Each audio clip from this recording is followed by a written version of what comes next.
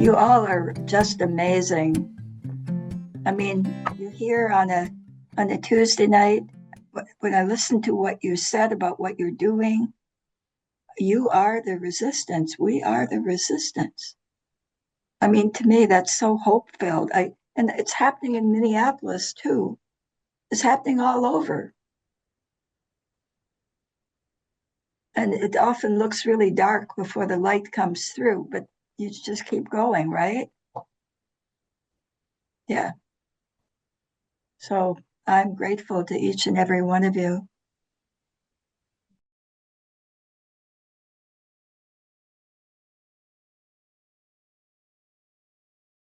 Well, I was reading a book one evening before the last election, and it talked about Norwegians during World War II wearing paper clips, and that the teachers and students started wearing the paperclip as a symbol of resistance to the German occupation.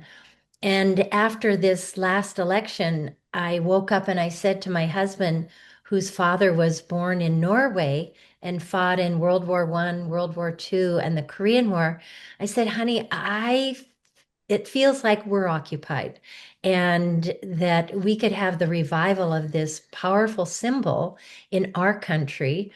And I'm a teacher. I've taught for over 40 years and come from a long line of Norwegian ancestry as well. So we both felt that it was kind of the right time, the right place, and we were the right people to launch this. And this is my husband, Ollie Peterson.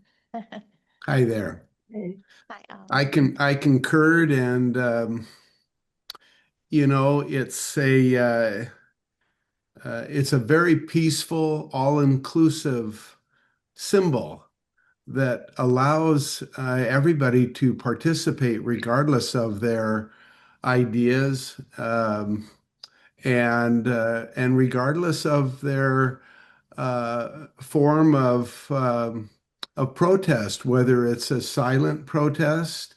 They can silently scream out by wearing a paperclip, and they can attribute whatever meaning they would like to that symbol. It's a transcendent symbol that hopefully will incorporate all forms of thought into one united voice. Well, thank you so much for being here. It was a last minute surprise that they would join us tonight, and I'm happy that you got to meet them in person. Thank you both for being here. Yes, it's Thanks an for honor. including us. Yeah. Mhm. And I encourage you to look into their website some more. It's thepaperclipresistance.com, and that was linked in our invitation. We can send that out again later. They have some news and events, and it's just nice to stay connected to the bigger movement. Let's bring Lainey back on. So I'd like to introduce our featured guest. I know Lainey because I edited and published her book that came out in September.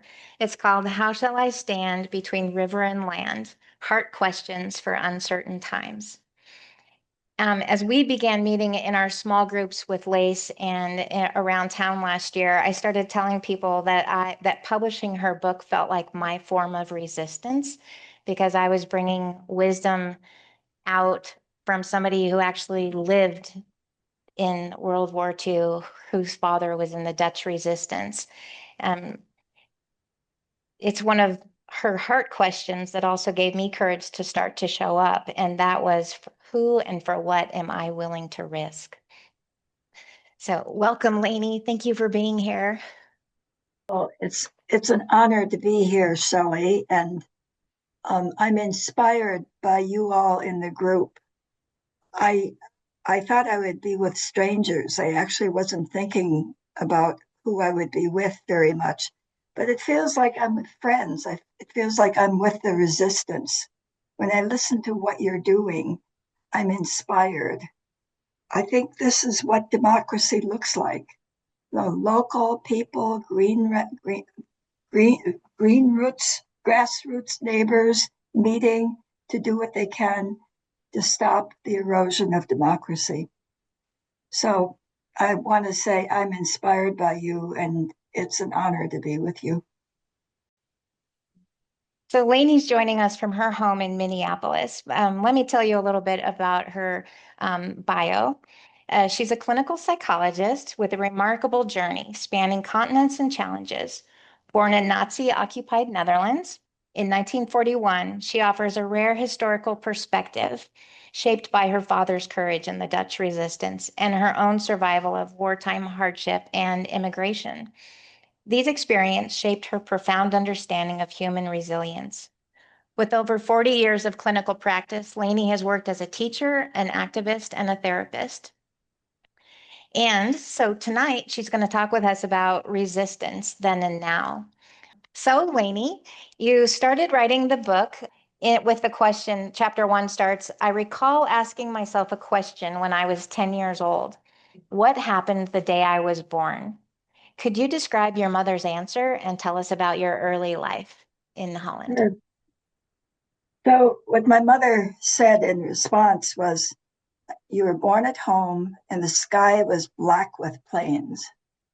We were already, Holland was occupied in 1940. I was born in 41, and the bombs had already devastated Rotterdam, and regular um, Air Force was coming across, headed from Britain, the Allied bombers headed for Germany, and of course, Germany headed in the other direction. We were already experiencing food rations. People had to wear identification. There were roundups, regular roundups by the occupying forces who lived right in our town. They occupied my grandmother's house. She had to go somewhere else. They occupied the schools. And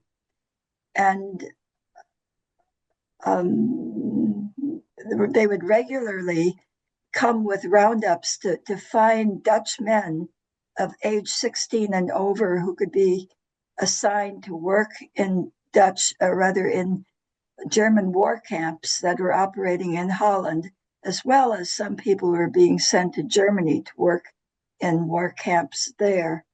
So it was a pretty turbulent time.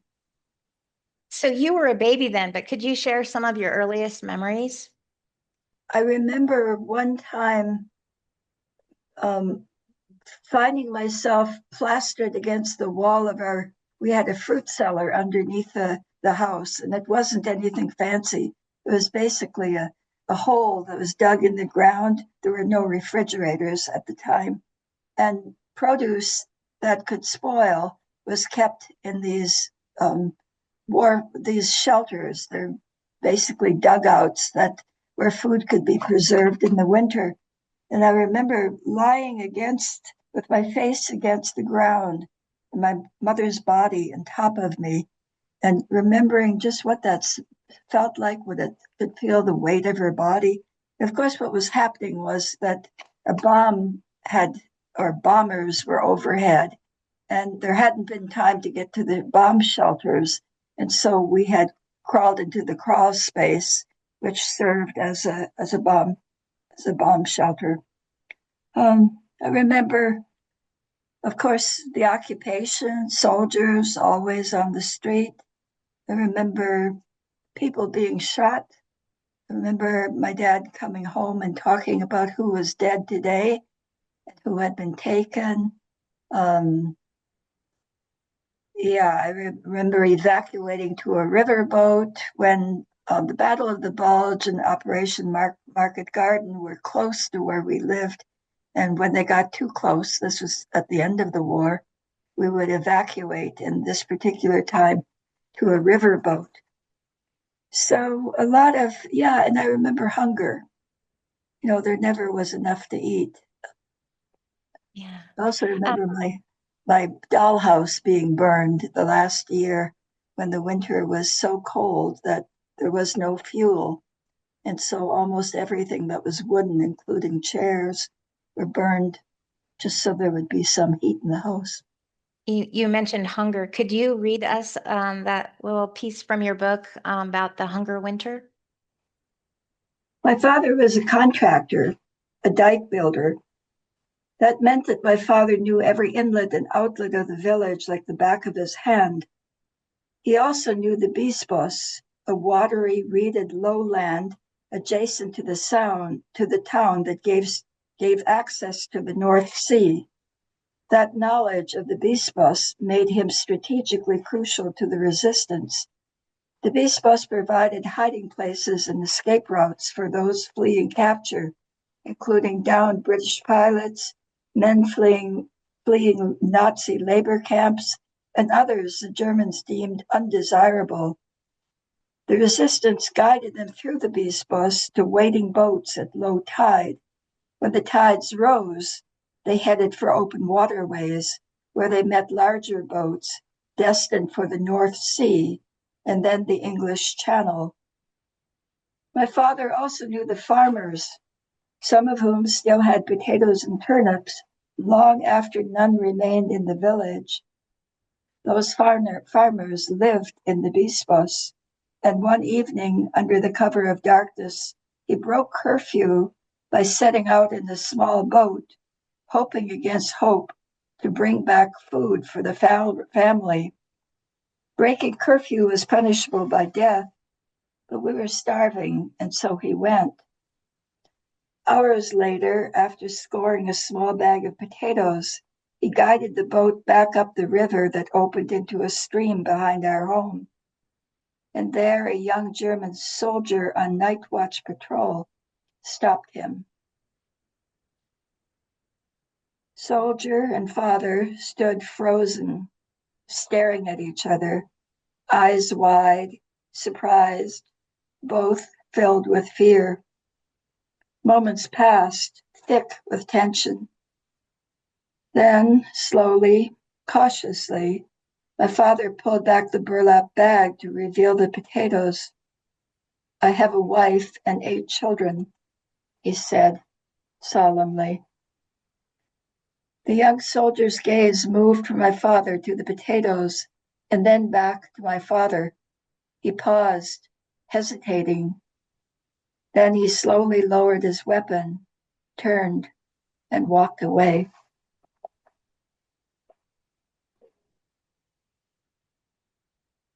It wasn't a matter of where one part was all good and one part was all bad. There was a mix of that stuff in the war. Some German soldiers did what that soldier did, and some Dutch people collaborated. War is a time when all the rules change. And it really speaks to how many forms of resistance there are. Your dad was resisting the rules to go in search of food, and the soldier was resisting orders, risking his life too. Right. And yeah, I think all of us know resistance. Resistance, after all, is part of life. We all resist things that pull us away from something that's good for us. I mean, if any of you have had these struggles, I sure have had, going to the gym to work out or taking that walk around the lake that my body needs, or even resisting visiting someone who's lonely. You know, those are the things that we resist in times of peace. In times of war, or times like the ones that we're in right now, resistance is harder. It's sometimes the things that are not safe. Sometimes it takes a lot of effort. And sometimes it's resisting things that don't immediately affect us, but that we know will affect other people, our children's children. Yeah. So resistance is a force. It's an oppositional force. It's going against someone, going against an energy that's coming our way that we don't agree with or feel we need to stop. And resistance creates a lot of complexity. When we resist, we have to choose, and sometimes we have to choose hard things. We can't have it both ways. And one of the things I've found is that resistance and awareness are very entangled. We don't resist what we don't see, and we don't resist what we don't know anything about. So ignorance, refusing to know, is part of overcoming one's own resistance. Because ignorance and not knowing is a powerful defense. We can pretend to use it. And so awareness of our own defenses is a very important thing when you go into the resistance, because it's not always going to be easy. And you all, I'm sure, have already found that out. Could you share the story about your aunt from chapter 7 about choosing to risk our values? First, let me read a quote that I begin that chapter with. The human heart is the first home of democracy. It's where we embrace our questions. Can we be equitable, generous? Can we listen with our whole beings and not just our minds, and offer our opinions and not just our attention and not just our opinions? Those are the everyday cautions that we all need to keep close in our hearts. During the occupation, Tante Marie, my father's sister, whose husband had been killed in the second day of the war in Rotterdam, Tante Marie lived in the nearby village of Sliedrecht, which was also occupied by Nazis. When her colleague's Jewish family was called to appear before the Nazis to be processed, Tante Marie intervened.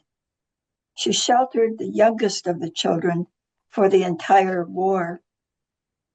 Tante Marie dyed the girl's hair blonde and presented her as a niece whose parents had died in the bombing of Rotterdam. Tante Marie knew that she could be betrayed by a neighbor perhaps driven by hunger to collaborate with the Nazis.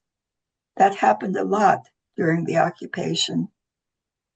After the war, researchers trying to understand such seemingly extreme altruism conducted interviews with risk takers like my Tante Marie. A typical response was, "I could do no other." Yeah, one of the things you wrote was, it's easy to do the right thing when it is safe. How is Right. it that some do it when the cost is high, when it's dangerous?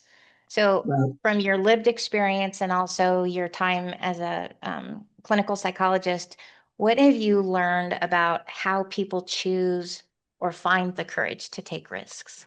Okay, I'm going to read because there's something here that speaks to that. It seems to me that it has something to do with one's sense of self and how we define ourselves and our values. Perhaps it comes from one's sense of belonging and a sense of responsibility for others. My father often said that observing others reveals for whom we genuinely care and are willing to have skin in the game. Caring deeply isn't always easy. It requires stepping outside of our comfort zones and extending our circle of concern beyond the self. This can be a heavy burden, often unequally distributed. When others don't share the same sense of responsibility, the weight of caring for them can feel unfair and discouraging. It leaves us vulnerable to both physical and emotional exhaustion. From dialogues with my father, I knew he would say, "I'm someone who would not be able to step away when someone else is in danger. Of course I must help. I can do no other." He was in the resistance, and he lived those words. I wonder why others I knew could take such risks, sometimes life-threatening to themselves and to their family. I have never heard that choice framed as a virtue. It was spoken of as something taken for granted. It's just what you do. Being who he was, my father had internalized a moral obligation to help those in need regardless of the personal cost. However, as a clinical psychologist, I've encouraged many with different views. They prioritize self-preservation, setting boundaries and emphasizing self-care. These sentiments, while understandable, often reflect a culture of affluence and privilege. Circumstances test our nettle, revealing the strength of our convictions. Some bend like the willows in the wind, while others resist and break. My father witnessed both responses among his friends and family. Growing up, thinking of what I would have done if tortured, I often wondered how much pain I could endure before betraying my own values. Ultimately, the question of how much we're willing to sacrifice for others is profoundly personal. It's a reflection of our individual character and the values that we hold dear.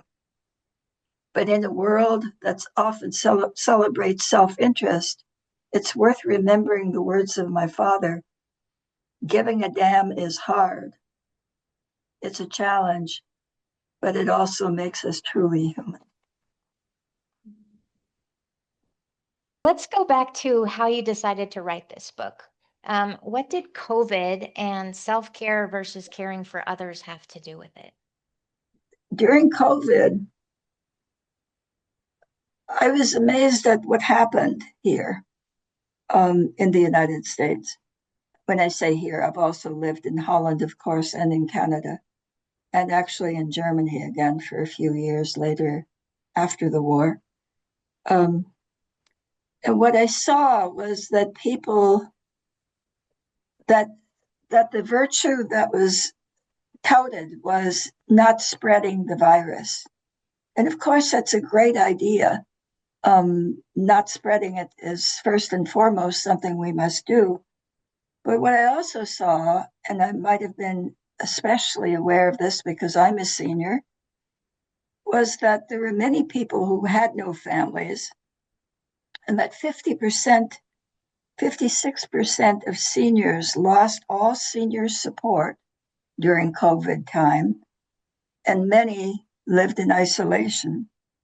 And as a psychologist, I knew that the timing was awful because the mental health threats rise exponentially when you have no one around you to feel a sense of togetherness with. And isolation and loneliness are very real health threats. And somehow we weren't attending to that. And it seemed like there was a value hierarchy where the individual and the family, the direct family, was of highest value. And while that's really good, understandable, and right, it didn't expand in the way that I saw my father expanding. The resistance didn't just try to save self, it was for everyone, it was for the country. So it just hit me very differently.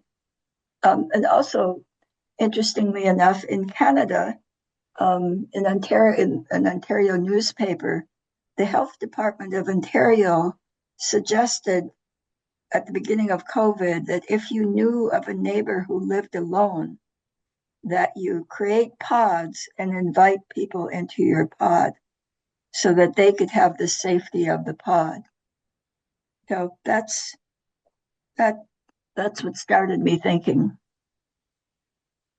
One of the things that we talked about in deciding how to title the book of How Shall I Stand Between River and Land is the impact of the geography on the resistance. Could you talk a little bit about why the Dutch resistance looked different than the French resistance, and what does geography have to do with it?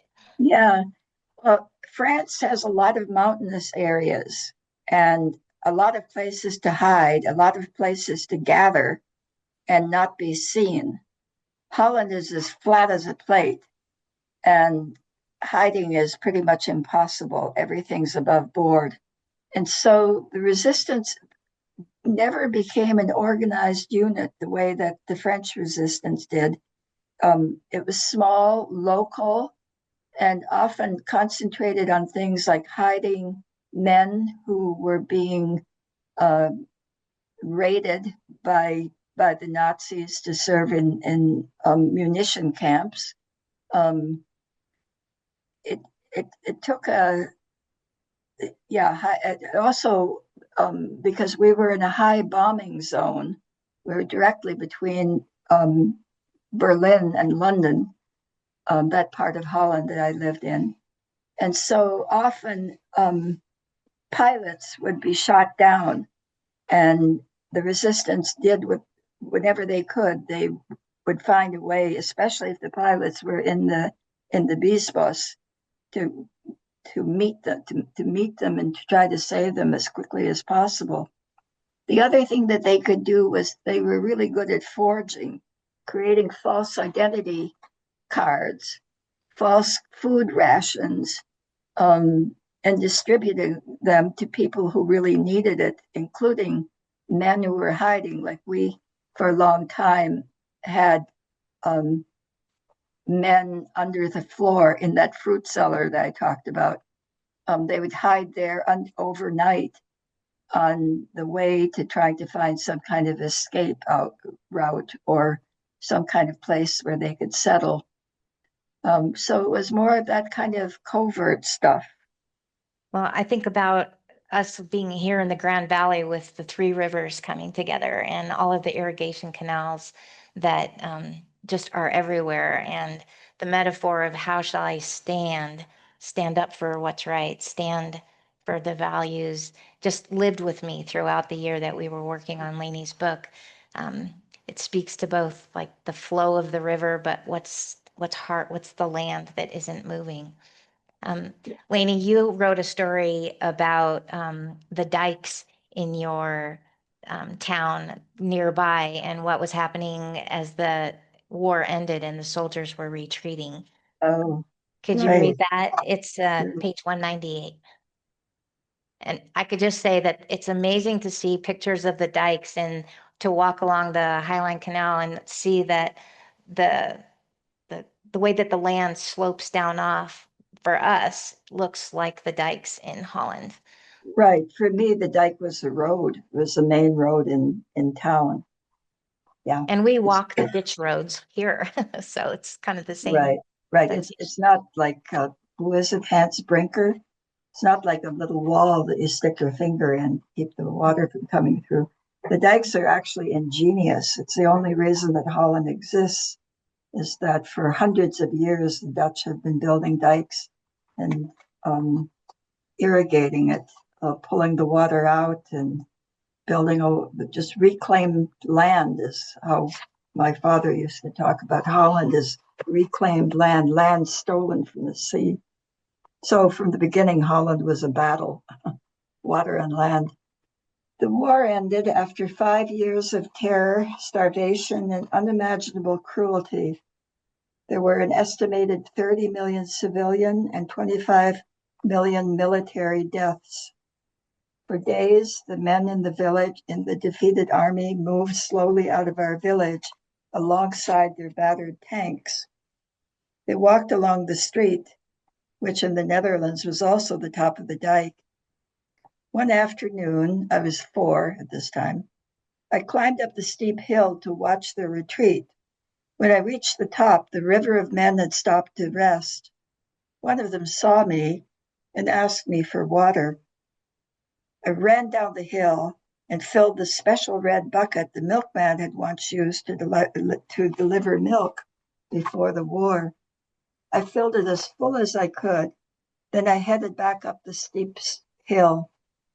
My mother saw me, ran from our home, yelling for me to stop. She caught up to me, grabbed my arm, and squeezed until I dropped the bucket. "We don't give water to the enemy," she said in a cold, stern voice. And then she turned toward the river of soldiers. She watched for a long time, then took the bucket from my hand and offered the pail to the waiting soldier that I had been meeting. He drank, passed the bucket to another, and then another. When it was empty, the soldier quietly said, "Dank u wel," in Dutch, and handed the bucket back. My mother locked eyes with each man, nodded, and turned away, and then took my hand gently. Together, we walked down the hill. "Jan," she said quietly to my father, who had been watching from below. "Some of them look like children." And there were indeed children among those retreating troops.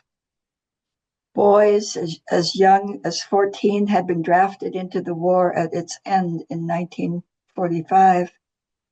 In subsequent days, as Nazi evacuation continued, Mother sometimes suggested that I walk up the hill to offer the soldiers water. That moment on the slope had changed her. Like the young soldier who spared the lives of a starving family, her heart opened, and 5 years of mind-numbing fear dissolved into compassion. Later, I understood even more deeply what my father had been trying to teach me. While it seems paradoxical, there's a way to realize that the river and the land represent choices, that we are essentially neither good nor evil. We have the capacity for both, for good and evil, for kindness and cruelty, for greed and generosity. In my spiritual quest, I understand that when we learn to look inside without judgment, we discover this potential for choice that lives inside all of us and that comes in time to define us. We can choose good when we recognize it and manage this duality with awareness and intention. I want to touch briefly on your experience as an immigrant because your family left Holland after the war. Could you tell us a little bit about that? We left in 49, a few years after the war was over. At that time, the economy had not recovered at all. Stalin was on the horizon. Holland was embarking on a war with Indonesia. And it looked like there was no future in Europe. And my father had 8 children. And he decided, along with 2 million other Europeans, he decided to leave. And the way we landed where we landed was purely by luck. Dad applied to Holland, to South Africa, where there were a lot of Dutch people, to Brazil, to New Zealand, and to Canada. The US wasn't taking anyone, so we didn't apply to the US. And Canada accepted us. Someone in Canada became our sponsor. So that's how we came to Canada, but we came penniless. The Marshall Plan had just been initiated, and it meant that you couldn't take money out of Europe. You had to leave all currency behind. And so everything we owned was packed into 2 wooden crates, and we took off. And my father was at that time 55. My mother was 52. They didn't speak a word of English. We had penicillin hidden in the bicycle, and I think something like the equivalent maybe of a couple of $1,000 that we'd smuggled in the handlebars of a bicycle. So the first years were very, very difficult. My dad, who had been upper middle class in Holland, plucked chickens and painted the walls of buildings. Everyone who was old enough to work worked. I was the only one who was too young to be taken out of school. So I ended up being the first person in my family who was allowed to go to college because of my age, and because at that point the family was doing well enough that my money wasn't needed. But it was tough. My mother almost immediately had colon cancer, and of course we had no health insurance, and the cost for a very extended period of time in the hospital was 3 times what the cost of the very first house that we bought a few years later. And we actually had to leave the farm where we were living because my mother's colostomy needed to be irrigated. We had no running water. The, the well was in a pigsty, and so the water was impure and would have put my mother at risk. And that's initiated our move to a city, Hamilton.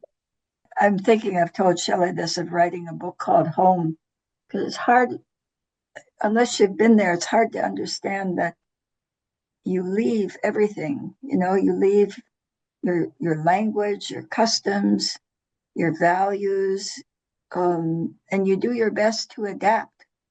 Because I remember as soon as I could, I learned English and never spoke Dutch outside of the home, although always Dutch inside the home because my mother never learned to speak English.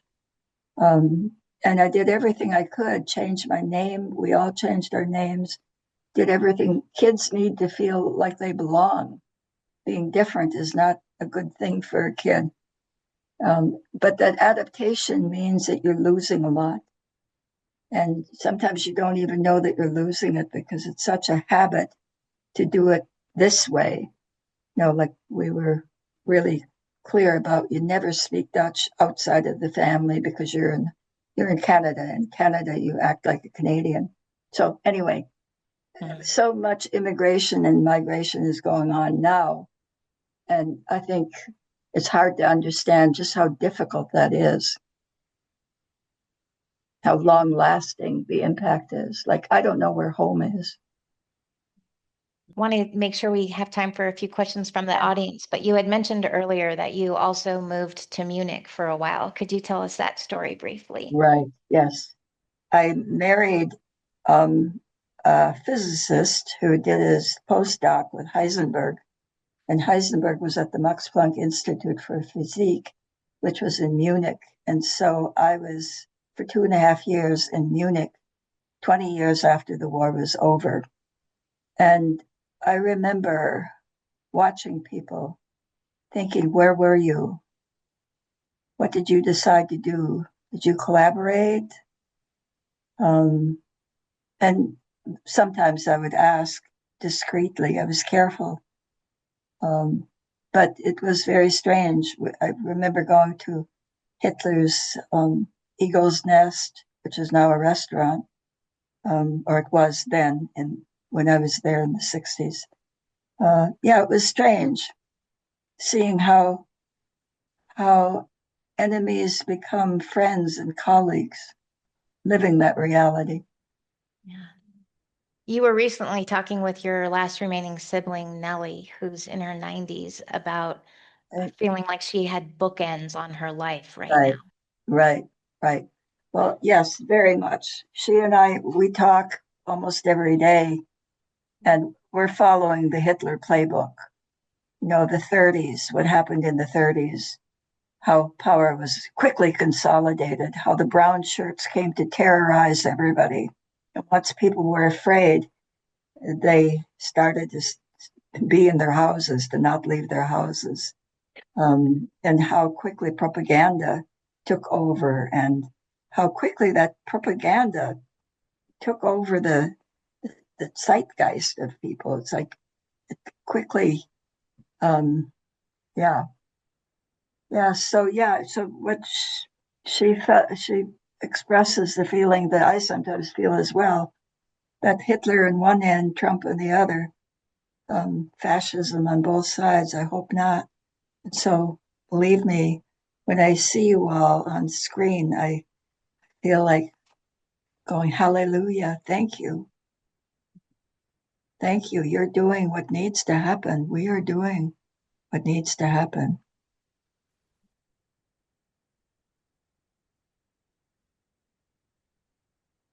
My name is Mallory. Thank you for being here and speaking to us. I had a comment and a question. As you were speaking about your hunger winter, it brought to mind some stories that I've heard about families in Gaza and their search for food. So that was an emotional moment. So thank you so much for sharing that. And then my question is, listening to Trump and the things that are in the news and him talking about, as we're talking about Venezuela, and then moving into conversation about Greenland, about annexing all of these other countries. How does that, like, what are your thoughts on that? I think he's character disordered. Uh, so while I see him as extremely dangerous, he seems so chaotic to me that I don't take him seriously. I take his power very seriously, his impact very seriously. But he personally, I keep thinking there's someone behind this man, that Trump is a puppet. So, Thank you for sharing that. yeah. Yes. My husband is from Venezuela. So my question to you is, he is reliving a lot of the same here now. People came here thinking they were going to be safe. Yep. They are not safe. Yep. His family in Venezuela is not safe. Right. My question to you is, I'm imagining you're living through a lot of the same again. What words of wisdom do you have for my husband and other people who have come here thinking it was going to be a safe space and it no longer is? Well, first, my heart goes out to him and to all who are like that. It's devastating.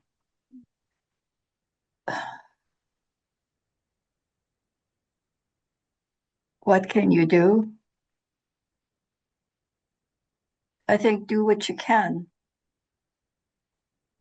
You know, it may feel insurmountable, and especially for someone from Venezuela, from all of the countries that Trump is at war with.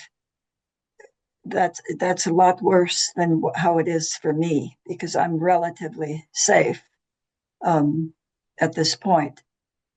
But for him, you just somehow have to keep the faith. I don't know how you do that. You know, I used to think about people in concentration camps. Some survived. How did they do that? What does it take to survive incredible horror and incredible assaults to every moral fiber that we have? How do you get through that? You know, Franco, who was in the concentration camp, said, there's one thing that nobody can take away, and that's how we respond to what is done. And that can be both a physical response, an external response, but also a heart response. How do you surrender to the unholy? How do you do that? It's one of those deep places, you know, that you go intuitively. There's no how-to book for this. No psych jargon. You just somehow live through it moment by moment, trying to hang on to your own integrity to the best that you can, and trying not to hurt others along the way. I mean, you could survive with that sense of your own, the goodness that we have inside of us. That nobody can take away. You all are just amazing. I mean, you're here on on a Tuesday night, when I listened to what you said about what you're doing, you are the resistance. We are the resistance. I mean, to me, that's so hope-filled. And it's happening in Minneapolis too. It's happening all over. And it often looks really dark before the light comes through, but you just keep going, right? Yeah. So I'm grateful to each and every one of you. Hi. I wondered if you had ever had the opportunity to talk to your parents later as you got older about some sort of, like, if they recognized a tipping point and considered or acknowledged something that could have been done before the situation got to where it got during Nazi occupation. Did they ever talk about, I don't know, I wish we would have done this, or could we have organized this? Or did they have any insight about a tipping point that was passed? Well, remember, we were in Holland, not in Germany, because I asked very different questions when I lived in Germany than I would of the Dutch people. And we were the ones who were occupied. And Holland had been, didn't have much of an army. It was easy to run right over us. And Hitler thought we were Aryan, that we would be so grateful to be with an Aryan conqueror. He's a bit like Trump, right? Dutch will love this. Never happened, but tipping points.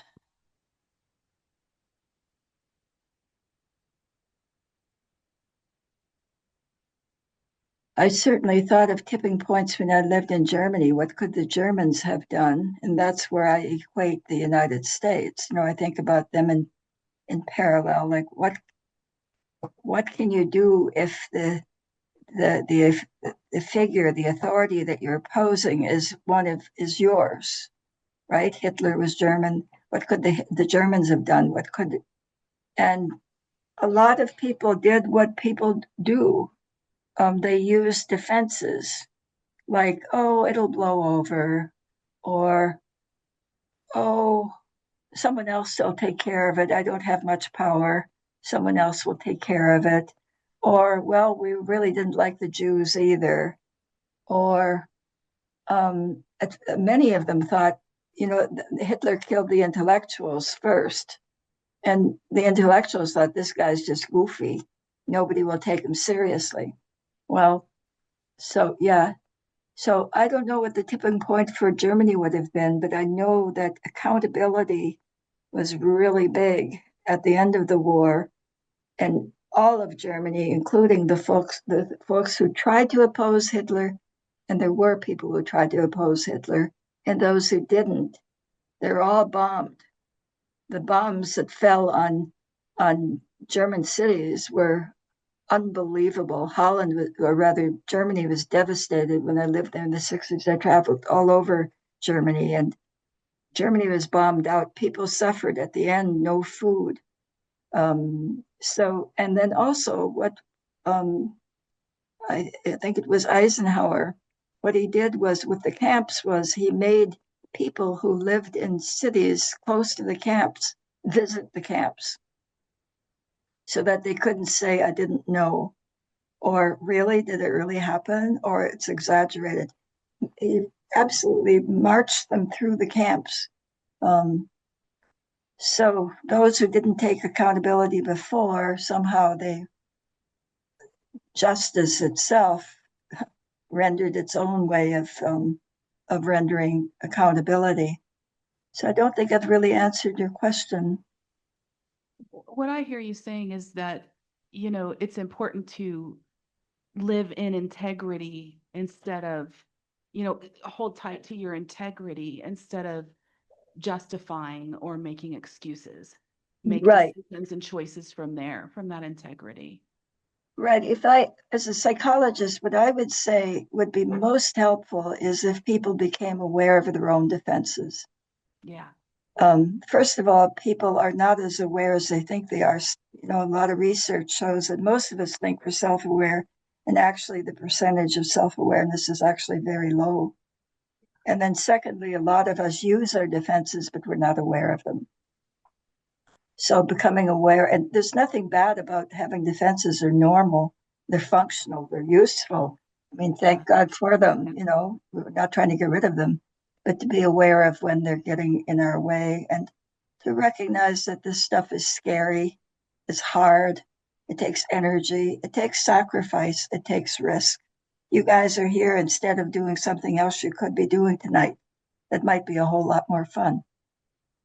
You know, you're risking, you're sacrificing, and maybe it's more sacrifice and risk at this point, but often there's also risk. And that takes courage, it takes tremendous courage to be in the resistance. Yeah. Hi, Leni. Yeah, hi. Hi, Leni. Ollie here. Yeah, hi, Um, Ollie.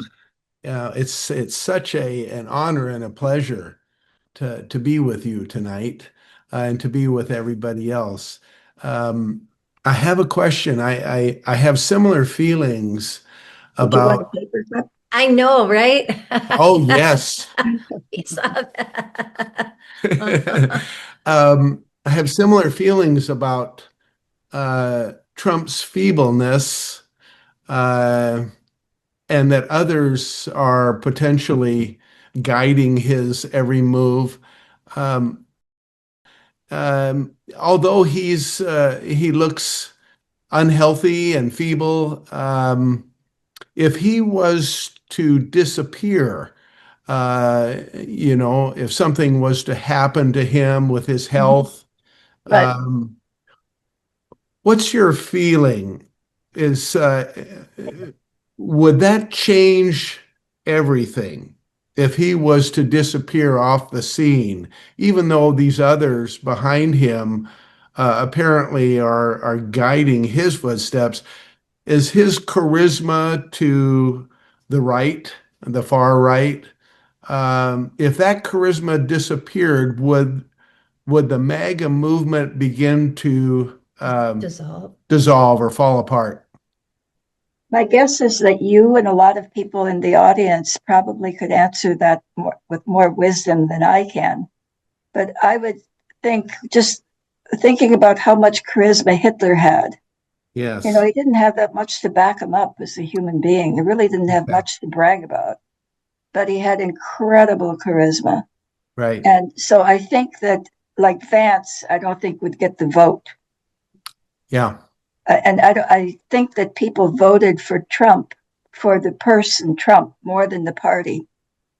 So do you think Congress, for instance, the Republicans in Congress, if Trump were to fade away here, do you think that they would grow a spine and not feel the personal fear I think that they feel, Hmm. um, and potentially begin to move against his policies? Yeah, again, I'm not equipped to speak with any kind of wisdom, but that would be my thought. Yeah, Yeah, that's, mine too. yeah. Yeah, wonderful. I so appreciate your insights. I did. If you give me one more minute, I would like to share when I was just a kid. Mm-hmm, I was 18. I was really lucky to study over in Europe, and I spent a little bit of time in Holland. mm-hmm. And I was just a wide-eyed kid looking around and loving um, loving Amsterdam. And this gentleman came up to me and asked me to if I would come to their home and spend a few days with he and his wife. He would love to show me the Holland that no one ever sees. And so for 3 days, I was really lucky. I really, he showed me some lovely things, and I fell in love with Holland. And So thank you. it was because he was so grateful for the Americans coming in and helping. Right. Right, right, right. And actually, Holland still celebrates Liberation Day every year, and uh, the people who liberated South Holland were Canadians. So for South Holland, Canada is there's huge monuments to Canadian soldiers. Mm. Yeah, and that's why for me, I was against the war in Vietnam, but I was not against people who served. There's a Right. big difference. Yep. Right. Thank Exactly. you. Thank you so much. Yeah. Going to the pop-ups on the corner in Grand Junction. We have our signs and we don't really say much. We make sometimes noise just to get people's attention. But people, usually guys in trucks, will roll down the window or Yep. then stick their head out and shout stuff at us, what they think Yep. of us and what they think of Trump and so forth. And so I was thinking, it's really tempting to think us and them. Which side are you on? It's like, no. Right. These are people who have been persuaded, and now Right. they feel like they're in the right and we're in the wrong. And Right. thinking, and sometimes it's easy to think, well, yeah, but we're in the right. I want to go with my team. Right. So the idea of not looking at these people as poor paperboard images of, maggots and Trumpas. Right. Right. Instead to say, okay, this is a person and they're hiding behind this mask of I'm for Trump. And we can hide behind our protest signs. And it's like to say, okay, how can we be indivisible? How can we be call to the humanity, not the people who are shouting out of their trucks, but Yep. the humanity of the people around us. It's not easy, right? No. It's not easy, but yeah, thank you. You're doing it. Thank you for your wisdom. What you were just talking about was also resistance. Resisting that urge to make it me against you, to create that kind of animosity and to create that feeling of hatred that fascism thrives on, that it needs. So this is really deep wisdom. That's my family when we immigrated. I'm in the middle.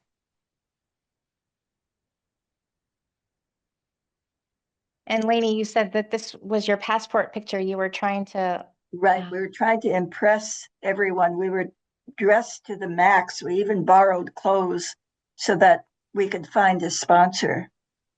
Don't we all look like we look terribly serious, but right? Serious people that would be desirable, trying to sell ourselves.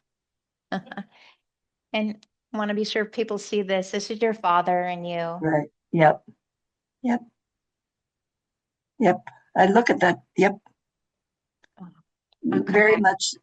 Yep. I look at that picture and I think it must have been the second week of the war, because otherwise it wouldn't have been so chunky. Here's a picture of your village Yep. and one of the windmills. Right. And what's different, the windmills there are used to pump water out of the ground to reclaim the land. And we're so used to our windmills, warming the orchard so that our blossoms don't freeze. I just want to highlight Lainey's book and a quote from Parker Palmer. Lainey reminds us that we are not powerless. We can choose connection over isolation, seek out and listen to diverse voices and conversations, and build bridges to understanding. L.A.C.E is going to host a book club with Lainey's book on February 15th. We're planning to meet at the downtown library, but we will adjust that if we need to. And the book is at Out West. If you'd like to support a local store, I would love it if few people would go and buy it there. You can also order it from bookshop.org and credit Out West Bookstore. It's also available on ebook, Kindle or Apple and Amazon. And the Mesa County Library has ordered a copy. So we don't know how soon it'll get there, but just want you to know that we have bookmarks out in the back that have questions, heart questions on the back, and would love for you to take those whether you buy the book or not. I'm gonna stop sharing here. Lainey, thank you so, so much for being here with us.